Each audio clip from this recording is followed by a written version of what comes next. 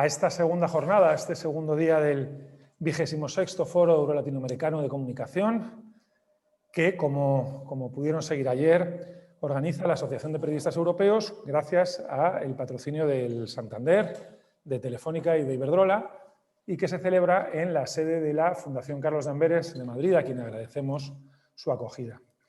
Si ayer hablamos de España en Iberoamérica, de la relación entre Europa y América Latina, analizando si había cambiado y si iba a cambiar más aún con la llegada de la administración Biden o de la salida de la administración Trump, si hablamos también de la ruina del coronavirus, de la ruina que ya nos dejaron claro los economistas, la que vivimos y la que esperamos, la que está por venir, y del refuerzo del presidencialismo, hoy vamos a abordar otros temas candentes en la región. El primero de ellos lo hemos titulado Protestas sin calle, y de lo que de alguna manera queremos hablar es de cómo quedaron inconclusas las revoluciones, las revueltas sociales del año 19. A estas alturas, en el año pasado, estábamos todos hablando de lo que pasaba en Bolivia, de lo que pasaba en Chile, y luego pues, la pandemia paralizó o pospuso de alguna manera esas revueltas. Para analizar esto, para analizar esta cuestión, tenemos a dos participantes de muchísimo nivel y estamos muy agradecidos por ello. Aquí presente, junto a mí, está Erika María Rodríguez Pinzón, coordinadora del área de América Latina en la Fundación Alternativas y ella es colombiana. Y en la pantalla, al otro lado, la costarricense, secretaria general de Flaxo, Josette Altman Borbón. Sin más, Erika, dejo en tus manos la sesión y muchas gracias a las dos por colaborar con nosotros y por participar en este foro. Adelante. Bien. Pues, bueno, muchísimas gracias.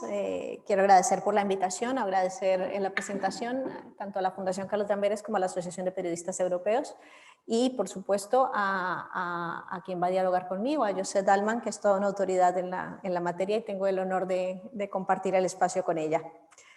Bien, como ya se ha señalado, América Latina que dejó en suspenso, en cierta forma, las protestas que vinieron presentándose a finales de 2019.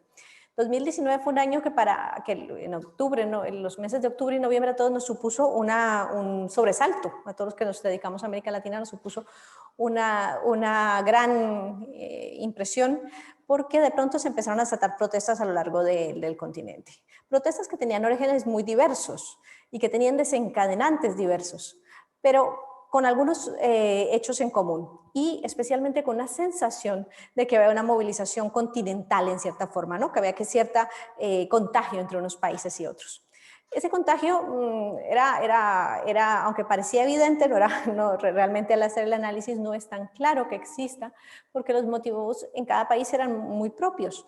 Pero es cierto que esa sensación de descontento social y de desgaste del contrato social, de desgaste de los sistemas de representación, sí que está muy vivo en la región. Desde luego, y probablemente el movimiento más llamativo fue el de Chile, un movimiento que en todo, fue como en otros casos, fue muy virulento en el sentido de una reacción muy rápida, una movilización muy amplia y con una respuesta gubernamental que en la mayoría de los casos fue por parte de la fuerza, ¿no?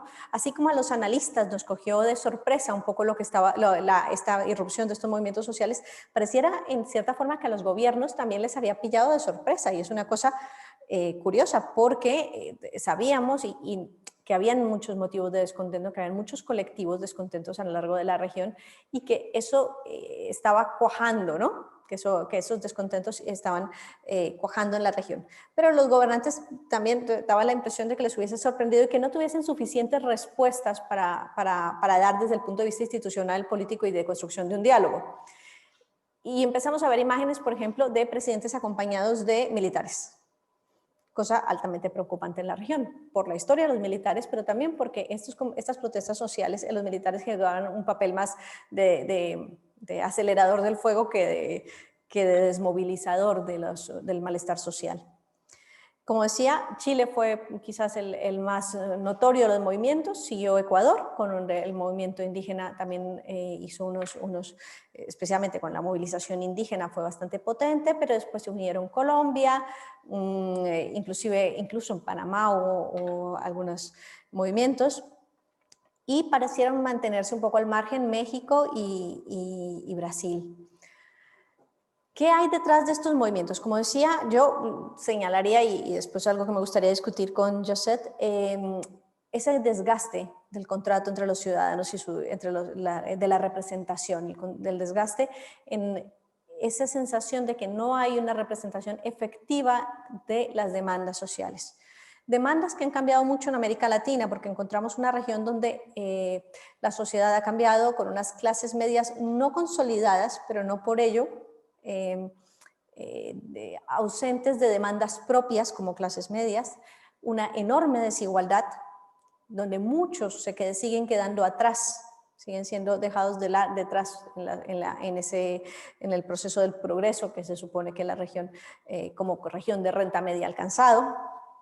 Y por otro lado, unos grandes déficits, tanto institucionales como en materia de políticas públicas. Grandes déficits de capacidades institucionales, de calidad de las políticas públicas. No es cuestión baladí que, por ejemplo, el transporte y las deficiencias del transporte y el establecimiento de precios altos sobre el transporte sea uno de los motores de algunas de las movilizaciones ciudadanas, porque justamente esto es uno de los servicios que son muy deficientes en la región y que demuestran o que, digamos, entorpecen la vida de una ciudadanía que tiene unas demandas cada vez un poco más sofisticadas, ¿no? Diríamos, en cuanto al nivel de desarrollo que ha alcanzado. Todo este movimiento de movilización social se vio paralizada abruptamente, redujo su intensidad por la Navidad, pero se vio paralizada abruptamente por la pandemia. Sin embargo, esto no quiere decir que se haya solucionado, sino más aún los problemas acaecidos junto con la pandemia creo que profundizan esa situación. Sabemos que hay más personas que han entrado dentro de la pobreza, sabemos que hay más personas que tienen problemas para llegar a fin de mes, sabemos que hay una brecha digital más amplia en la región. Si no recuerdo mal, buena parte de los países de la región aún están sin abrir las escuelas, lo cual hace que haya una enorme cantidad de niños que están no solamente perdiendo las clases, sino perdiendo el enganche con los sistemas que les ayudan a salir de la vulnerabilidad en la que están, porque la escuela en algunos sectores juega un papel mucho más amplio que simplemente el proveer conocimientos. Entonces, digamos que hay un caldo de cultivo de unas protestas no resueltas, de unos grandes déficits sociales no resueltos que además se agudizan con la pandemia.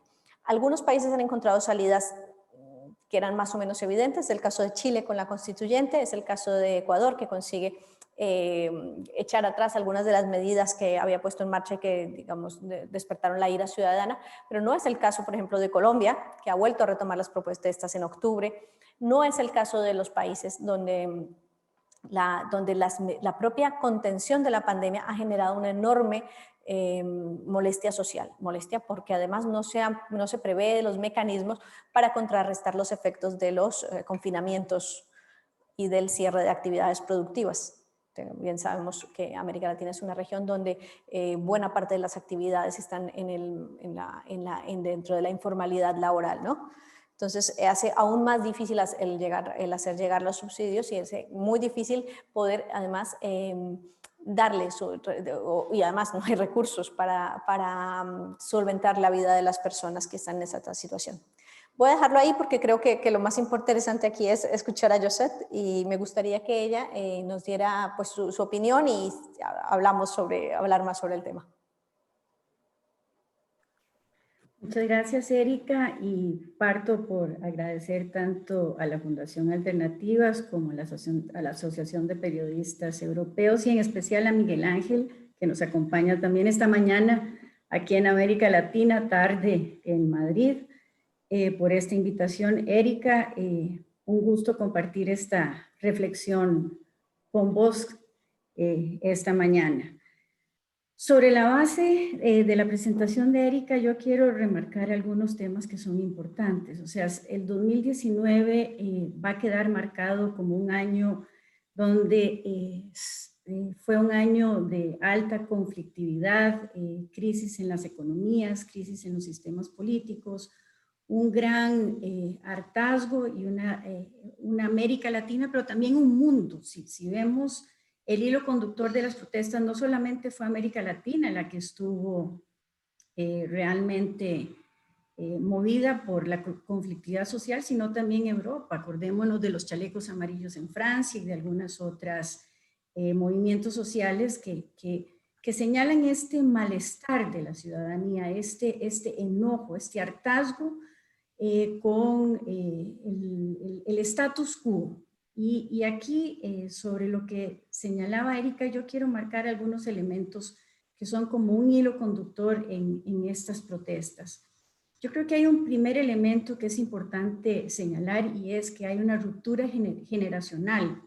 Son los sectores jóvenes, son los jóvenes los que están protestando por el tema de las inequidades, las desigualdades que limitan sus oportunidades.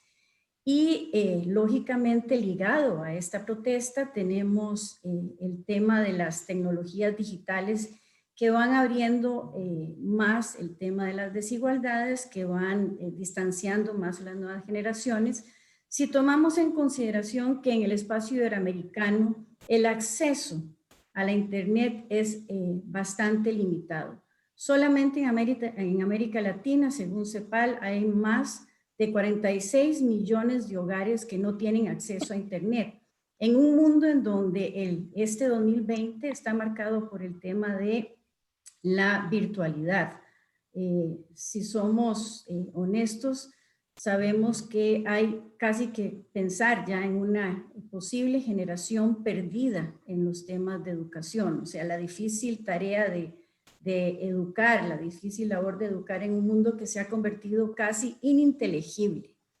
Un segundo elemento que yo también quiero señalar y que está ligado al primero es el tema de las desigualdades. Y esta ha sido, Erika, una base compartida en las diferentes sociedades y que de forma concomitante vino a implosionar las protestas, creó la implosión de las protestas en los distintos países.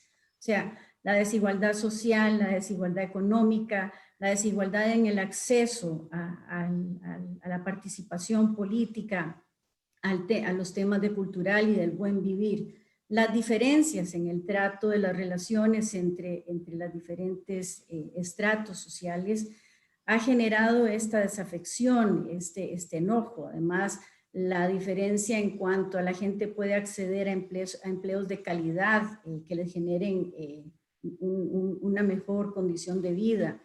El Estado de Derecho, hay un enojo con el Estado de Derecho, hay un enojo con la gobernanza, hay un enojo con la interacción social de las diferentes. En breve, yo diría que hay todas estos temas o de la desigualdad, lo que viene a generar es vienen a afectar la forma en cómo nos estamos relacionando y lógicamente el 2020 nos pone en un mundo casi que de ciencia ficción. Un tercer elemento que yo quiero también mencionar en esto es, y esto es una característica compartida no solamente en América Latina, sino también en Europa, es el tema de la discriminación, la segregación y muchas veces el desprecio hacia las personas. Esto hace que se incremente el malestar, que se incremente el hartazgo de la ciudadanía y que genere una situación primero de malestar y luego de frustración. Y eso es muy peligroso, como decía Erika, todo esto es caldo de cultivo para mayores protestas. Y yo aquí quiero señalar, ¿no?, que en el 2020 lo que ha sido el confinamiento no es que ha puesto un alto a las protestas. O sea, yo creo que aquí se está creando, o sea, no hay mecanismos que propicien como una olla de presión que suelte este malestar, esta frustración, este miedo que tiene la ciudadanía ante las nuevas condiciones que hemos tenido que vivir en el 2020. Y lógicamente todo esto hace que la gente pase al resentimiento, el cual se transforma en rabia y luego en violencia. Y eso es algo que hay que tener importante, hay que tomar en cuenta, sobre todo porque en esto yo creo que hay una falta de comunicación entre los gobernantes y los gobernados. Hay un autismo entre ambos sectores que es importante retomar y es importante mirar. Esta desconexión que hay entre las clases gobernantes. Porque si miramos en América Latina, o sea, los gobiernos electos democráticamente pre-pandemia han sido incapaces de mejorar o de cambiar los problemas estructurales de las sociedades latinoamericanas. No pudieron hacerle frente al tema de las inequidades, al tema de la corrupción, al tema de la impunidad. Y aquí me estoy adelantando un poquitico porque vendríamos entonces al cuarto elemento que quiero señalar y tiene que ver el tema de la corrupción. La corrupción además es un elemento que no es específico de América Latina, es un elemento global. Está presente en todas las demandas ciudadanas alrededor del mundo y se manifiesta en todas las protestas. Este enojo con la corrupción es global. Y aquí tenemos que ver, ¿no? De diversas maneras se señala como es el tema de la colusión económica y política por medio de las cuales se buscan salidas a beneficios propios, las relativas a los temas de los individualismos y no en balde, si mal no recuerdo, Erika, creo que fue en Naciones Unidas, en el 74 periodo de Naciones Unidas, donde el presidente de Colombia sugirió crear un tribunal internacional anticorrupción. Yo creo que es importante mirar el impacto no solamente de la corrupción, sino de la impunidad. Hay un quinto elemento que es el descontento, y esto es muy peligroso, es el descontento y la insatisfacción con la democracia. Al principio, en el 2019, la pregunta que nos hacíamos era si era un descontento en democracia, si las protestas sociales eran un descontento en democracia o si era un descontento con la democracia. En el 2020, y luego de mirar las cifras, donde miramos que en América Latina un 71% de los ciudadanos dice estar insatisfecho con la incapacidad de la democracia de resolver sus problemas, esto pues lógicamente ya no es una luz que alerta, sino es una alerta importante, porque viene aquí el peligro de caer en regímenes autoritarios, democráticamente electos. Y creo que esto hay que, tal como lo dice el último informe de IDEA, hay que ponerle atención. Un sexto elemento, y creo que es importante y tiene que ver con el periodismo, es cómo el tema de los medios de comunicación masiva como la televisión, los diarios o las radios en la actualidad ya dejaron de ser ámbitos de comunicación más gravitantes y que en la actualidad son las redes sociales como un actor social, las que también juegan un papel importante. Y si miramos el tema de las redes sociales, estas polarizan porque cada quien recibe la información que desea, que le gusta recibir. No hay bardas, no hay posibilidad de saber si son noticias falsas o no, y refuerzan lógicamente las percepciones y los prejuicios. Y aquí creo que esto también es muy importante. Y para terminar, yo quisiera señalar un séptimo elemento que está presente también en todas y cada una de estas protestas, y está ligado a la expresión de los nuevos actores sociales. En América Latina estos movimientos nacionales se manifiestan en el movimiento de mujeres, donde se está exigiendo más representación y un trato igualitario, pero también han cobrado fuerza los temas del acceso de las poblaciones LGTBIQ+, el tema de los ecologistas, el tema de del animalismo, de las personas que poseen o sea, todo este montón de nuevos actores que son minorías están teniendo una relevancia importante. Y me parece que en esto cada una de las protestas y cada uno de los movimientos sociales que quedaron no inconclusos, están ahí, están vigentes. Están tratando también, todos estamos tratando de analizar, de mirar, de tratar de ver qué está pasando con este 2020, con el tema de cómo nos está cambiando la vida. Y creo que es importante saber que a pesar de que existen estos hilos conductores que señalaba como elementos en las diferentes protestas, cada una de estas protestas en cada país tienen detonantes locales. Y ahí es donde también tenemos que ver.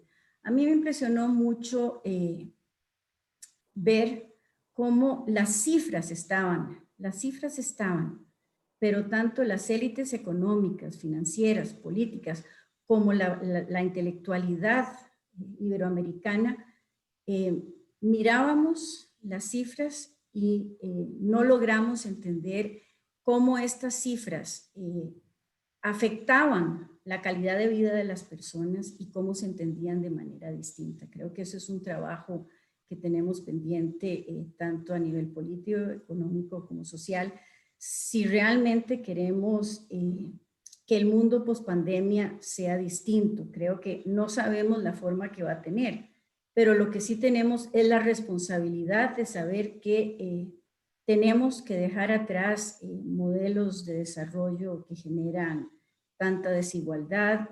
Tenemos que realmente hacer que el mundo pospandemia sea mejor para todas las personas. Yo terminaría aquí para empezar este diálogo con Erika. Muchísimas gracias. Bien, muchas gracias. Yo creo que hay un elemento muy importante que has señalado y yo no había señalado el tema de la corrupción, ¿no? Especialmente por cómo la largadísima sombra de Odebrecht, por ejemplo, de Odebrecht está teniendo todavía, y porque no se ha resuelto, no está así, como bien decías, el problema de la corrupción es la impunidad, está teniendo una largadísima sombra y un impacto alargado sobre los países. El caso de Perú es muy evidente, pero también vamos a otros casos de corrupción alarmantes. Esa propuesta que señalabas del presidente de Colombia contrasta, por ejemplo, lo que pasó en Guatemala con la Comisión contra la Corrupción.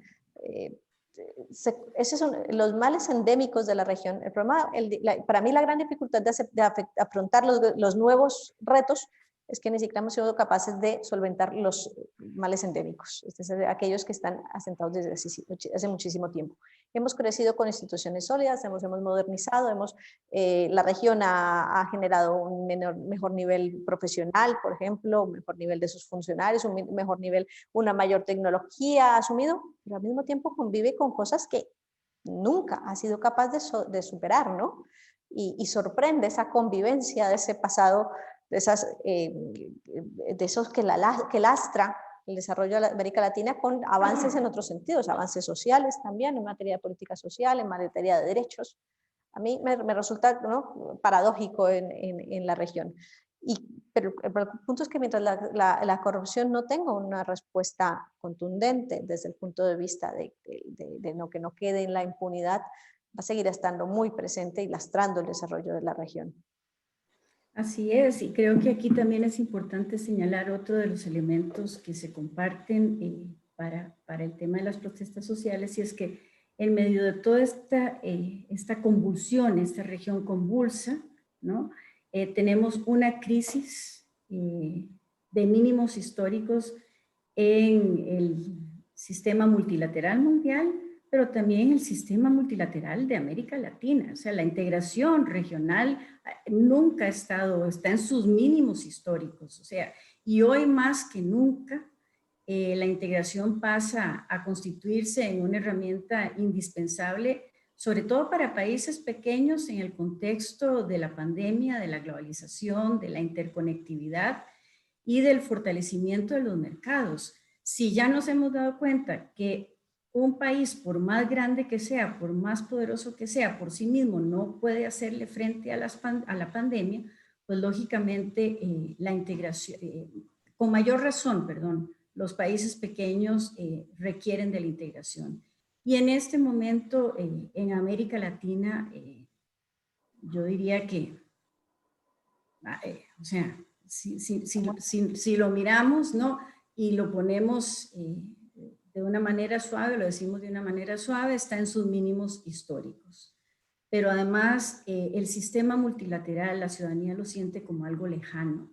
O sea, es un sistema multilateral que responde a los desafíos de la Segunda Guerra Mundial. Creo que aquí estamos en un punto de inflexión en donde hay que llamar a reflexionar a los líderes mundiales cómo fortalecer este multilateralismo. Hace poco conversaba con una querida colega, Diana Tusi, que venimos escribiendo sobre la integración de América Latina desde hace mucho tiempo, y me decía, oye, Josette, qué ganas de estar tan mal como decíamos que estábamos en el año 2008. ¿No? Sin embargo, yo creo que todo tiempo pasado fue peor. Necesitamos mirar hacia el futuro, necesitamos repensar los modelos de desarrollo, necesitamos repensar economías o reconstruir un sistema económico que sea inclusivo. Necesitamos mirar con detenimiento esta pandemia, porque al final de cuentas las crisis globales no van a ser la excepción. Esto no es la excepción, van a ser la regla. Y tenemos que prepararnos para la crisis más importante, que es la que está poniendo en riesgo a la humanidad misma, que es el tema del cambio climático. O sea, si esta pandemia nos ha golpeado, nos ha traído a cuentas, ¿qué vamos a hacer si no tomamos las medidas mundiales? Por eso el tema de la importancia de fortalecer el multilateralismo para hacerle frente al sistema, o sea, al cambio climático. Y en esto, Erika, yo también quiero señalar y remarcar, ¿no? Si miramos los efectos en la democracia, el cuadro es desolador. El cuadro es desolador. Sí, hay volviendo al tema del multilateralismo, y llama muchísimo la atención que en un momento tan difícil, donde todos teníamos desafíos comunes, ¿no? La vacuna. Europa ha mostrado como lo que es la fuerza que da la Unión, por ejemplo, en la compra de vacunas. Y en este momento la región más desunida que nunca ni siquiera fue capaz de encontrar mecanismos para plantear la negociación de sus deudas, para plantear la necesidad de conseguir recursos para financiar políticas sociales para salir a la pandemia. No ha sido capaz de plantear la necesidad de acceder todos a las vacunas. Los grandes déficits que hay en la materia de afrontar juntos los retos comunes, y ya en el cambio climático no quiero ni hablar, ¿no? Siendo una de las regiones más afectadas y también con mayor impacto global sobre el tema ambiental. Entonces, estar en mínimos históricos es un drama ahora mismo. Es un drama por todo lo que comporta para estos países de dificultades añadidas.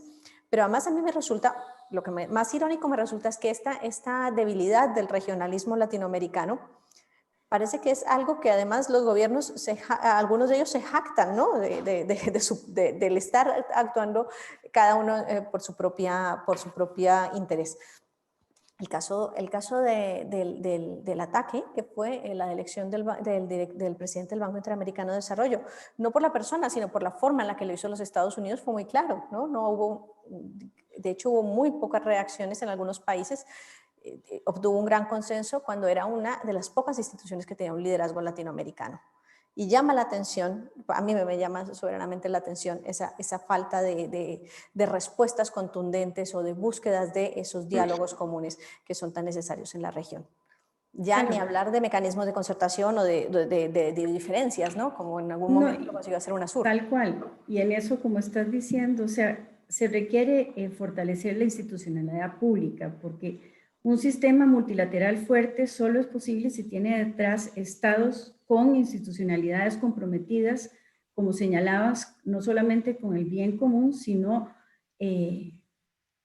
con el bien común interno, sino más allá de sus fronteras. Y creo que en esto, a ver, yo creo que no es que quiero defender a los estados, pero sí quiero señalar que, tal como lo dijo el expresidente Lagos de Chile, ¿no? Cuando se inicia la pandemia, ningún estado tenía una hoja de ruta para hacerle frente a esto. Y la pandemia entra en América Latina también en un periodo muy complejo. Nos encontró además muy debilitados. Teníamos problemas sociales, teníamos problemas económicos, y cada país tuvo que enfrentar sin hoja de ruta a como mejor pudo una situación de cierre de fronteras que incrementa. A ver, miremos los temas, miremos las cifras en América Latina actualmente. Tenemos un retroceso, según CEPAL, de más de 30 años en el combate a la pobreza. De 15 años en pobreza. 30 años en pobreza extrema. Hay más de 50 millones de pobres nuevamente. O sea, estas clases medias, que a mí el término de clases medias o las nuevas clases medias siempre me tuvo bastante incómoda porque son fronteras muy difuminadas. Fue gente que logró salir de la pobreza, pero que seguía en condiciones muy vulnerables, que en el 2019 estaban en los movimientos sociales porque tenían temor de retroceder, han retrocedido.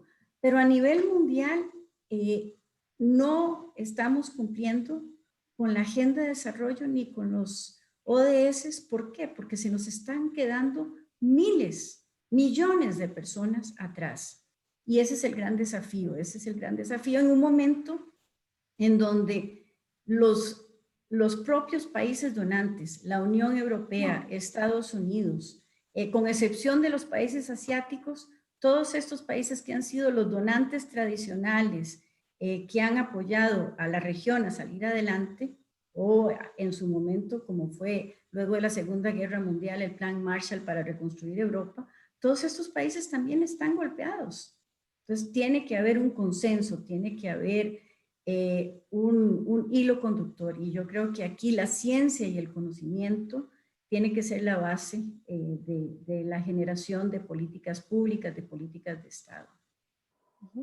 Bien, hay una pregunta, voy a iniciar con las preguntas que me han pasado del público, y dentro de todos esos problemas que plantea la pandemia, que yo creo que se han señalado ya bien, preguntan si han tenido la pandemia un efecto polarizador en las sociedades, se ha profundizado el efecto polarizador. Si quieres. A ver, yo diría que sí. Yo diría que las sociedades están no solamente polarizadas, sino también, vuelvo a repetir lo que señalaba con anterioridad, ¿no? La pandemia requiere enfrentarse con ejercicios de poder político, pero estos deben acotarse con controles, o de lo contrario la calidad de la democracia se puede ver reducida. Y si miramos, como señalábamos al principio, Erika, que los gobiernos pre-pandemia no fueron capaces de resolver los grandes problemas estructurales de la región, como el tema o los grandes problemas estructurales de las sociedades. No hablemos de región, hablemos de las sociedades, hablemos de la gente, como el tema de la desigualdad, el tema de la pobreza, de la impunidad, de la corrupción, de las violencias.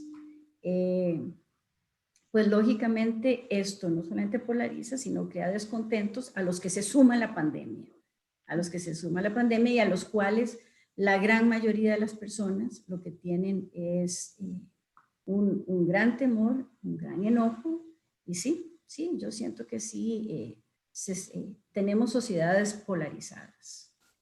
A mí me preocupa. Perdón.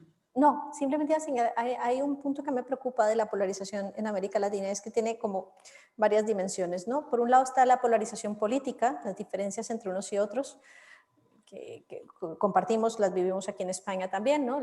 Hay una tensión política creciente en todo el mundo, el ascenso de las derechas neonacionalistas o nativistas, movimientos de izquierda extrema que en América Latina ya tuvieron un momento también de crecimiento. Esa es una de las dimensiones, pero otra dimensión es la dimensión entre clases sociales. Y Así es. Y la enorme criminalización de la pobreza que ello comporta. Y yo creo que eso en la pandemia, para mí uno de los grandes temas es que eso también se ha profundizado. Entonces, esa estratificación que hay, tácita o real, con algunas sociedades, se ha profundizado, ¿no? La idea de La pandemia ha afectado a algunos sectores porque son más desordenados, pero esos sectores además son los que más vulnerables eran por sus condiciones de vida por las actividades con las cuales sostenían su vida. Entonces ha habido como una mayor criminalización de esos sectores. Lo vemos además con respuestas de mano dura contra esos sectores, policías digamos, represión policial a los que no podían, a los que salían a la calle. Lo vimos en El Salvador muy claramente, pero se vio en muchos otros países. Y para mí ese es uno de los grandes desafíos, es que no solamente tenemos una sociedad polarizada dentro de la política, sino polarizada dentro de la concepción del otro y de la concepción de lo que puede aportar para el cambio. ¿Y esto qué impacto tiene? Es que para resolver algunos de los grandes déficits de América Latina necesitamos consensos basados en la solidaridad interclases, especialmente el problema fiscal. O sea, no hay una sostenibilidad económica posible si América Latina no hace reformas fiscales, si no hace reformas progresivas, etc. Y para sostener el gasto que necesitamos para salir de esta pandemia y de todos los males agregados que tiene la región, se necesita un consenso social para poder hacer esas reformas. Claro, pero ahí en el tema fiscal, a ver, el tema fiscal progresivo, esa es la palabra que creo que es importante. O sea, no se puede resolver los temas fiscales únicamente gravando con impuestos. Tiene que haber un incremento de la producción. O sea, en este momento están todos los elementos para la tormenta perfecta. O sea, los sistemas productivos están golpeados, las economías están bastante, o sea, vamos a tener un PIB en la región de menos 9.9% también, según las cifras que señalan CEPAL, el Banco Mundial dice 9.7 por ahí, pero todo es menos 9%. ¿Cómo redistribuir riqueza si no se genera riqueza? No podemos tampoco seguir endeudándonos. Tiene que haber mecanismos también en donde los organismos que prestan recursos, los órganos, los sistemas multilaterales, los bancos, tienen que mirar préstamos también a países que requieren en condiciones un poco más blandas de como históricamente se ha tratado. Pero a ver, aquí tiene que haber las reconstrucciones, era lo que decía, el mundo pospandemia tiene que ser mejor.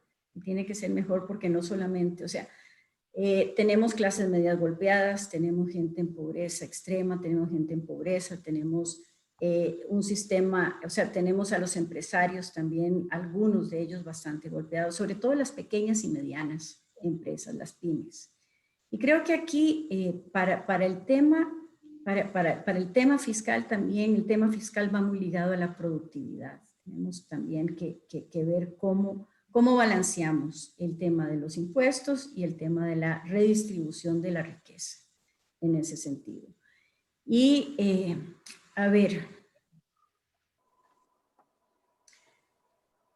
tiene que haber mecanismos, o sea, si miramos este año, el temor, ¿no? El temor ha sido como una constante, el temor a la vida, el temor, el miedo de la ciudadanía a lo desconocido. Cuando las personas se enfrentan al miedo, tienden o se tendió mucho a ceder se tendió a ceder derechos en aras del temor. Luego de un año está el agotamiento y al ceder estos derechos también la gente quiere retomar. Entonces está esa difícil también tarea de equilibrar. En aras del temor la ciudadanía cedió derechos a los estados. Bueno, en este momento están diciendo, bueno, no, yo quiero más explicaciones. Ya el tema del temor, creo que también la ciudadanía está agotada. O sea, una de las cosas que a mí me preocupa muchísimo, y usted lo mira en las grandes marchas que hubo en Alemania, que ha habido aún en España, en el tema en contra de los confinamientos, en Costa Rica también ha habido unas manifestaciones sociales importantes, cuando se habla de se cedieron derechos. Bueno, ¿hasta qué punto? Y en esto aquí hago un paréntesis para hacer casi que un poco de propaganda. La Flaxo sí estamos haciendo un análisis con cooperación de la GIZ de hasta qué grado y qué punto y cuáles fueron los derechos que se dieron y hasta qué punto también se da un equilibrio entre la cesión de derechos y la recuperación de sus derechos. Entonces yo creo que el mundo está muy convulso, pero las cifras están, lo que hay que hacer es leerlas. Sí, bien, yo creo que lo que apuntas y el tema de cesión de derechos y miedo, creo que confluye en una palabra que es el problema de la confianza. Claro. Hay un problema de confianza que es histórico en nuestras sociedades, son sociedades con bajos niveles de confianza, tanto institucional, por supuesto, por la fragilidad del sistema, pero también incluso interpersonal, ¿no? Lo que hace muy agotadoras, de una cierta forma, las relaciones de lo social, ¿no? El hacer un contrato, el hacer trámites, todo es complicado, todo es cansado, ¿no? Y eso impone costes sobre todo, pero cuando hablamos de que se cedieron los derechos para solucionar una situación excepcional, para enfrentar una situación excepcional y se pide que se regresen esos derechos a la ciudadanía, si no se hace, y si no se hace pronto, el problema es el deterioro de la confianza, es que hay mayor erosión de la confianza.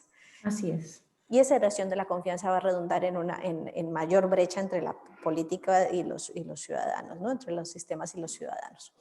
Es especialmente preocupante porque ya, como decía, partíamos de niveles muy malos de confianza en lo público y de confianza en las instituciones. Y hay una pregunta que nos hacen justamente sobre este tema, y es que en ocasiones las protestas sociales ponen el foco en las instituciones y no en los representantes de las instituciones. Y nos preguntan si no corremos el riesgo de desprestigiar lo que debería ser un elemento cohesionador. A ver, las instituciones no solamente son personas. O sea, si nosotros miramos, creo que las personas tienen la responsabilidad de cuidar esas instituciones, pero simple y sencillamente la fortaleza que tienen esas instituciones es la posibilidad de crear política pública o políticas de Estado que se mantengan en el tiempo indistintamente de quién esté dirigiendo o no esas instituciones. Y ahí es donde creo que hay que poner, o pienso, no creo, pienso realmente que hay que poner especial interés, y son en las políticas de Estado, aquellas que trascienden los ciclos políticos, que se mantienen a pesar de los temas económicos. Y estamos hablando de las grandes políticas de Estado como son la educación, la salud, temas de infraestructura, todo el tema. Y además hay algo muy importante, y es la transparencia, lo que llaman el accountability, la rendición de cuentas. O sea, por mucho tiempo la gente exigió más transparencia en el manejo de los recursos públicos. Bueno, creo que todo esto viene a generar esa desconfianza en las instituciones. Tal vez no es una desconfianza gratuita, pero sí creo que es importante saber que dándole ese giro, mayor transparencia en el manejo de la cosa pública, mayor comunicación, esta brecha de comunicación entre los gobernantes y los gobernados, la posibilidad de un multilateralismo más fuerte, ¿no? puede realmente propiciar que entremos al mundo post-pandemia pues con el pie derecho y no pensando que esto pasó y que volvemos a lo mismo. O sea, la persona que piense que la pandemia termina, si es que algún día termina, yo espero que algún día terminará, ¿no? Pero que la pandemia termina y que volvemos a lo mismo. O sea, eso generaría un enojo aún mayor. La ciudadanía está esperando que el mundo post-pandemia sea distinto, sea mejor, sea más inclusivo, sea más participativo. Pero el tema de los derechos también implica las responsabilidades. O sea, si yo exijo un derecho, yo también tengo una responsabilidad. y eso implica mayor participación, mayor cohesión social, en todo sentido. La cohesión social, es que yo hace cuántos años venimos hablando de la cohesión social en América Latina. Es que recuerdo mis primeros trabajos en cooperación, siempre cohesión social, ¿no? Y que volvemos al 2008, Eric. Sí. La cohesión, el pacto social, un pacto social es fundamental. Sí, es justamente. Nos pregunta Miguel Ángel Aguilar si las protestas, y esta pregunta resulta muy interesante, dada la situación de pandemia. Si las protestas quedan invalidadas cuando carecen de expresión en la calle, sin que la presencia en las redes sociales sea suficiente. Yo pienso personalmente que no quedan invalidadas. El problema es, están hibernando y ese es el problema. ¿No? Ahí están latentes, se expresan de cierta manera, pero no van a quedar invalidadas porque si tomamos estos elementos, estos 7 elementos que señalaba yo al inicio, ¿no? Son elementos que se van a mantener indistintamente de si la gente está confinada o no, ese malestar, ese hartazgo de la ciudadanía con el status quo.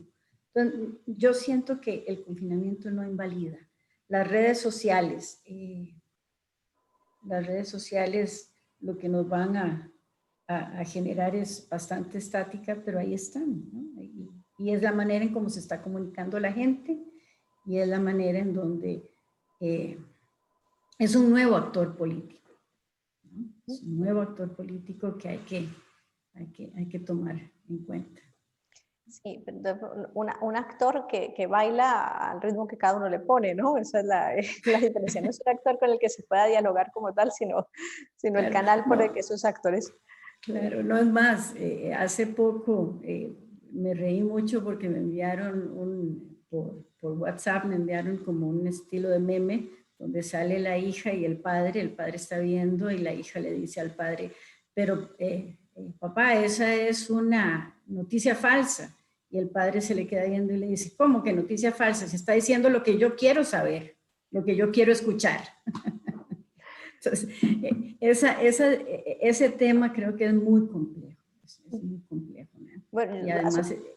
Hace un momento señalabas que los académicos y los investigadores nunca hemos entendido bien las cifras, ¿no? Y en parte yo siento eso cuando estamos hablando entre nosotros, hablamos en los diálogos de nosotros, ¿no? Y la dificultad que hay en acceder a los diálogos de otros. Exacto, ¿quiénes somos nosotros y quiénes son los otros? ¿Quiénes son los otros? Yo misma reviso mi Twitter y está lleno de académicos. Está Flaxo, están todos los... Pero estamos dialogando entre nosotros.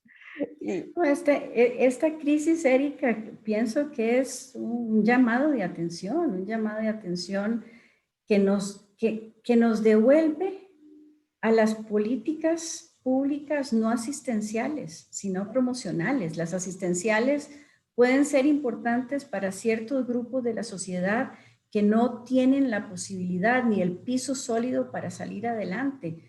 Pero si no tenemos políticas sociales de corte promocional que vengan a darle las herramientas a las personas, la política social va a tener una fecha de nacimiento y otra de defunción porque los recursos se acaban. Entonces yo creo que esto nuevamente es un llamado, es retomar, retomar un discurso político que puede ser duro, pero que es real y no discursos populistas, tanto de izquierda o de derecha. Sí, yo creo que al margen de la política aquí el problema es dar soluciones efectivas. Y no las hemos visto realmente ni de un lado ni del otro, porque el ciclo de la izquierda en América Latina fue un ciclo promisorio cuando empezó a sacar mucha gente en América Latina de la pobreza, pero lo que nos encontramos hoy en día es que no había una sostenibilidad en esas políticas. No hubo sostenibilidad a largo plazo porque no hubo grandes transformaciones ni en la matriz productiva, ni en los sistemas de financiación del Estado, ni realmente la consolidación de lo que tú decías, las clases medias, que es un concepto tan difuso en América Latina. O sea, uno es clase media hasta que se le enferma a alguien en la familia o hasta que tiene una eventualidad mínima, no muy grande. No hace falta mucho. O se te acaba la transferencia. Exacto, o te quedas sin trabajo y entonces dejas de ser clase media, porque en cierta forma la clase media se entendió como un acceso al consumo y no como un acceso a una calidad de vida, de derechos y de todo lo que implica. Y además de movilidad social. O sea, si algo define a la clase media es esa gran movilidad social que tiene desde una clase media baja, clase media media o clase media alta, pero esa posibilidad de movilidad social entre esa gran clase media, eso no tuvieron las nuevas clases medias en América Latina. Y creo que en esa bonanza que tú señalabas, Erika, la década latinoamericana, yo siempre dije que fue una década sudamericana, ligada a los commodities, pero si miramos a América Latina del Norte, por señalar las viejas, digamos, diferenciaciones entre América Latina del Norte y América Latina del Sur, tanto el Caribe como la América Central en su momento y México con economías más diversificadas en la década del 2003 al 2013, que fue considerada la década latinoamericana, fue sudamericana básicamente. Sí. Tuvo un crecimiento muy importante en Sudamérica. El problema que tenemos como región es que no nos hemos sabido blindar en épocas de bonanza para cuando vengan las épocas complejas. Entonces también aquí hay un tema de los ahorros y las inversiones en los sistemas públicos. Y los cambios en la matriz productiva también, hacer esas inversiones en las cadenas de valor agregado, todo eso que siempre hemos hablado, que todo el mundo sabe que tiene que hacer, pero nadie ha hecho. Porque es así, larga data conocido en la región, cuáles son los desafíos de la economía latinoamericana, pero no los terminamos de hacer y entonces seguimos viviendo ligados al ciclo de las commodities, ¿no? Exactamente, y no puede ser. Y también seguimos ligados a la cultura de los privilegios. Así. Y eso también es importante señalarlo, es importante ir quitando esta cultura de privilegios para ciertos sectores. Creo que la construcción de un nuevo modelo de desarrollo, de la construcción de nuevos paradigmas en el desarrollo, también pasa por no solamente lo que señalamos anteriormente, sino también la eliminación de esta cultura de privilegios que existe en América Latina. Que tiene una réplica que es que en cierta forma blanquea la desobediencia ciudadana. Porque hay una cultura de los privilegios, hay unos privilegiados que están por encima de las normas, por encima de, y hay otros que en función de como yo no soy de los privilegiados, también me tomo la justicia por mi mano, me tomo los recursos por mi mano, y que es terriblemente peligroso, ¿no? Porque en los lados lo que genera es que la cohesión social brilla por su ausencia. Así es, y a ver, tenemos que reinventarnos. Pero tenemos las bases, lo que hemos señalado ahora, Erika, lo que señalabas vos al principio, los elementos estos como hilos conductores que vienen a ser las luces de alarma que se habían prendido. Creo que en esto lo más importante es saber, para mí lo más importante es saber que el conocimiento generado tanto por la intelectualidad, tanto por la academia, tanto como por los empresarios. O sea, pues, hay un conocimiento, tiene que ser una empresa social diseñada para beneficio de todas las sociedades. O sea, el conocimiento no se puede seguir quedando en Torres de Marfil. Creo que es importante. Y también si algo señaló esta pandemia es la debilidad de nuestros sistemas de salud pública, nuestros sistemas de educación pública. O sea, por eso yo hablaba que este 2020 va todavía a distanciar aún más esa gran brecha, esa gran desigualdad, ¿no? Porque los jóvenes que estudian muchas veces en los sistemas de educación pública o la gente que ha tenido que ir a los hospitales del sistema público. En algunos países ha funcionado, los que invirtieron en su tiempo, pero en otros no. Entonces yo creo que el tema, volvemos a lo mismo, la palabra mágica de los años 80, o sea, perdón, del inicio del año, ¿no? Del año 2000, ¿no? La cohesión social y lo que implica esto. Sí, finalmente, y voy a cerrar con una pregunta que nos habían enviado también, es sobre los liderazgos. Y ayer en la discusión se decía que la pandemia reforzó los liderazgos, cosa con la que yo más o menos estoy más o menos en acuerdo y en desacuerdo. Pero nos pregunta si son liderazgos estables o están a merced de la inmediatez y del recuento de contagios de cada semana. A ver, un poquito de todo, ¿no? Porque si uno mira, hay países en donde cambian ministros cada nada, entran y salen dependiendo del manejo. Hay presidentes que están muy bien rankeados y hay otros presidentes que están en sus mínimos históricos. Y esto lo digo a nivel no solamente de América Latina, lo digo a nivel mundial. O sea, es un tema mundial. Son liderazgos, los liderazgos que nacen con la pandemia, habrá que ver si morirán con la pandemia. No estoy muy clara en eso.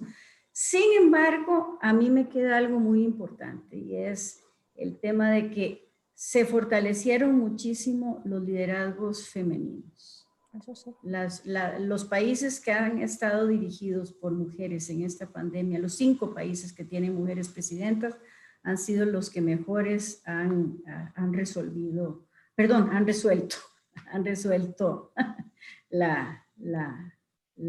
por lo menos han enfrentado, no han resuelto. Son los países que mejor han enfrentado y han tratado de resolver el tema de la pandemia. Yo en esto coincido con vos, Erika, yo no estoy muy clara si la pandemia viene a fortalecer o no a los liderazgos. Habrá que ver post pandemia cómo responden estos liderazgos, y algunos son efímeros y otros se pueden ir consolidando. Creo que aquí el tema a lo que hay que mirar es cómo se ha fortalecido el regreso del Estado-Nación. Eso para mí es clave. Yo creo que es una de las cosas que sí nos ha dejado la pandemia de aprendizaje, es el regreso del Estado. El regreso de la necesidad del Estado y de estados fuertes para poder gestionar lo que no podemos gestionar de manera individual, evidentemente. Claro. Sí. Y en materia de liderazgos, hay que ver que, como tú ya bien apuntabas, es que las claves de la molestia ciudadana siguen ahí, con lo cual las diferentes dimensiones en las cuales se valoran los liderazgos, la pandemia viene a ser solo uno de ellos al final de cuentas, porque nos ha trastocado la vida a todos, pero los que son pobres siguen siendo pobres o lo son aún más. Los que tenían problemas para acceder a la salud siguen teniendo los mismos problemas y aún más, ¿no? Entonces, a todos los gobiernos les ha resultado difícil gestionar la pandemia. Alemania nos acaba de dar un ejemplo la semana pasada con el aumento de casos, los que mejor iban. De pronto también tienen un aumento. Ahora mismo el Reino Unido está bloqueado. Nadie ha sido absolutamente eficiente, efectivo en la resolución de la pandemia porque era un desconocido. No teníamos las claves para interpretar este desafío y para atenderlo en todas las dimensiones de lo que iba a generar. De hecho, ni siquiera teníamos la capacidad, los políticos ni siquiera tenían la capacidad de entender las implicaciones científicas del tema, ¿no? La dificultad que se ha producido en ello. Entonces, por eso los liderazgos relacionados netamente a la pandemia para mí son muy volátiles, porque así lo que haces bien este mes, en 2 meses, vaya, vete a saber. Y la vacuna, Erika, no va a ser algo, o sea, no va a ser la solución, porque todavía es lo que llaman, es una vacuna que es la primera de su first of its kind, perdón el anglicismo, pero es la primera de su clase, ¿no? Sí. Y estamos apostando mucho al tema de la solución a través de las vacunas. No sabemos todavía los efectos. O sea, sí, tenemos esperanzas, pero no sabemos, así que los liderazgos también están pendientes. Creo que estamos ya pasadas de tiempo. Sí, Sí, pues ha sido un diálogo muy agradable, entonces se nos ha pasado el tiempo rápido. Lo mismo, Erika, y un gusto volverte a ver, verlos a ustedes, desearles que tengan felices fiestas y un año 2021 sano y próspero. Y con vacuna. Gracias. Muchísimas gracias, José. Ha sido un placer esta sesión de protestas sin calle. Yo creo que hemos abordado esa cuestión que queríamos de cómo habían quedado las protestas sociales empezadas en el año 19. Muchísimas gracias, Erika. Y a continuación, y sin pausa, directamente